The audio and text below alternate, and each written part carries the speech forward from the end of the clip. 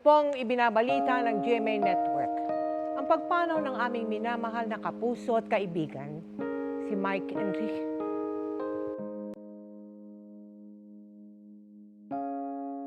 Nabahira ng lungkot ang mundo ng showbiz sa pagpanaw ng isa sa batikang news anchor ng 24 oras na si Mike Enriquez. Kinumpirma na ng GMA Network ang balita na pumanaw na ang news reporter. Ang sanhi ng pagpanaw ni Mike ay kidney failure o sakit sa bato. Ayon sa ulat, nakahimlay na lang si Mike sa kanyang tahanan at naggagamot na lang ito at nilalabanan ang kanyang sakit.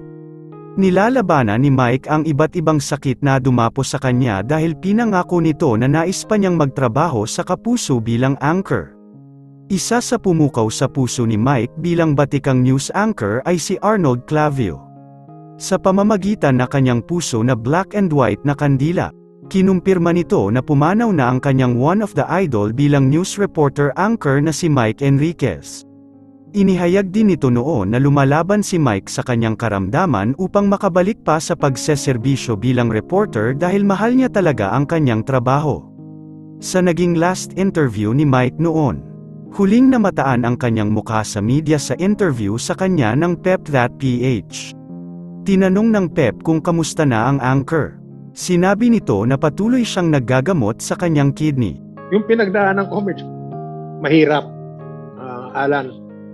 Because aside from the procedure itself, the kidney transplant, merong 3 months mandatory isolation period for transplant patients. And the purpose of that is to avoid the rejection and infection.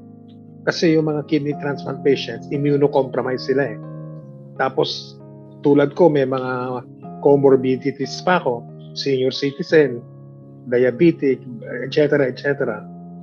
Ang ma-share ko lang sa mga dadaan sa pinagdaanan ko is keep the faith. Never lose faith. Keep the faith and Madaming award ang natanggap ni Mike noong siya ay isa pang reporter sa industriya. Nanalo siya ng Best in Anchor Award, Best in Category Award, Best in Popular Reporter in Television. Sa tuwing nagre-report ito sa kapuso, nakakaaliw naman talaga ang pagiging reporter nito. Yun lamang po, taos-puso po kaming nakikiramay sa pangyayari na ito. Hanggang sa muli, madami kang aral na naiwan sa amin.